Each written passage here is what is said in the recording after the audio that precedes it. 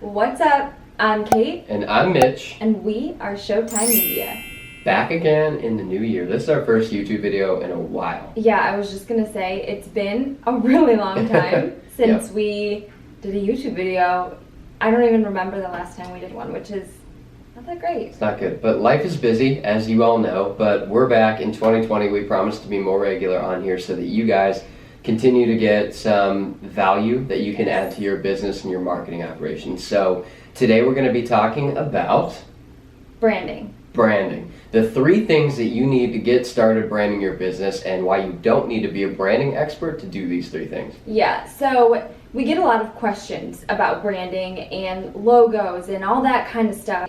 So we're here to give you 3 tips that you can implement yourself right now into your business to make sure that you start off branding yourself on the right track. Yeah, and don't get us wrong, a full branding layout is very complicated. It takes a long time. There's a lot of investment involved, but you can launch your business very cost effectively, very simply, and very quickly with using these 3 things. So what's the first thing you need to brand your business? You need a logo. You need a logo. And it has to be the same logo throughout all your platforms. So we have a few different versions of our logo, but they're all the same. So I will put them on the screen. One of them is just a little watermark logo that we use for our YouTube videos, and we use for putting in the little top of our documents, things like that. But then there's another logo that actually has our full name, Showtime Media, on it, that we use when we're putting in the middle of a huge document. Sometimes it'll be the first page of a document if we're sending it to a client or an employee or something like that.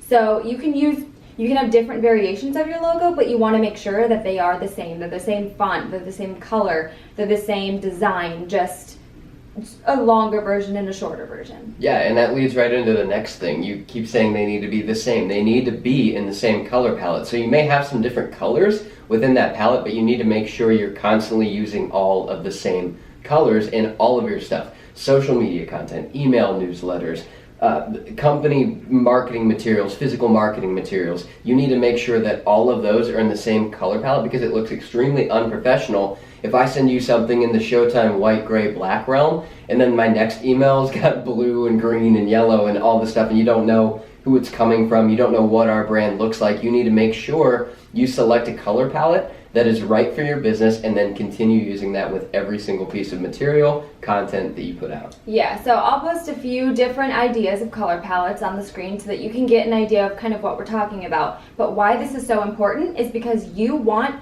to create a brand identity for your business, and you don't want someone thinking of Showtime Media and then thinking, I don't actually know what Showtime Media is, or what their business is, or anything like that. You want, whenever we post something and you see that gray, black, white color scheme, you're going to know that it came from us. So if you decide to use your color palette as like red, orange, and that kind of red, orange, pink, that area, you're going to want to, when you post something online or you send something in the mail or whatever it is, people will know, oh, that's so-and-so brand because I know that they use these colors. And so they're going to know if they see purple, it's probably not coming from you. So you're going to confuse them if you start using purple mixed in with your colors palette. I hope I'm explaining that. Yeah, no, you are. Makes sense. You are. And the last thing in the area that most people screw up in, this is the most commonly misused one, is font. You have to have the same font in all of your content, all of your physical marketing materials, your logo, your website, your email newsletter. It doesn't matter. Everything needs to be in the same font because that is going to be a part of your brand identity. So it looks very strange, and people don't even cognizantly realize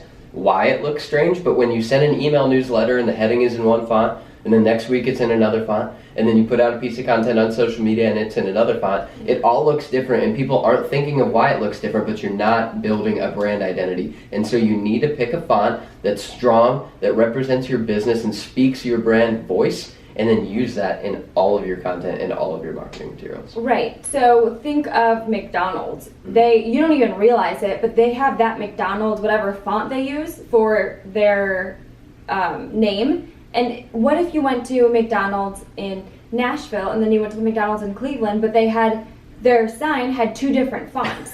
You would be so confused. You'd be like, wait, is this McDonald's or is this a different restaurant that is just kind of similar to McDonald's. It wouldn't register with you. So you want to make sure that your font is the same across all platforms, and if you can't get it the same, you get it very, very similar. So like sometimes, I know like Instagram, obviously it's not going to be the same because Instagram has the same font throughout all of them. But so say on your website you use a certain font, but if you're going to make it the header, they don't have that font available, and for some reason you can't do a plugin or anything like that, just find the font that's closest to yours. Absolutely. So, logo, color palette, font. Get those three things together. You don't need to do a full branding stack to launch your business, but once you have those three things, you're going to be good to go to start putting out material. Where we can help you, if you want to know what colors say what to people psychologically, we can help you decide on that. If you want to know what font's going to most accurately represent the voice that you want to be speaking through your business, we can help you with that. If you need a logo, we can help you with that. Don't hesitate to ask for help, but we can help you do that cost effectively, and we can help you get your business off the ground more quickly than just laboring over coming up with an entire branding stack. You don't need to do it. Logo, color palette, font. Yes. Have them go.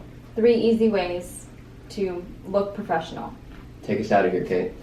I always have to do the outro. I don't want to blow the outro. For the podcast, for the YouTube, I'm always doing the outro. I don't want to blow it. Alright, so don't forget to subscribe to our channel because we will be posting more videos. This is our 2020 goal, is posting more on YouTube. Our New Year's resolution.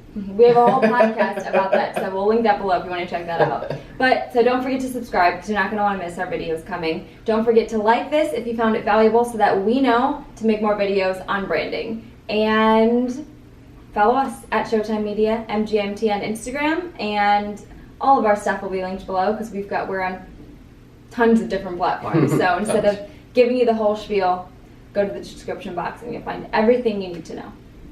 Peace. Have a good one.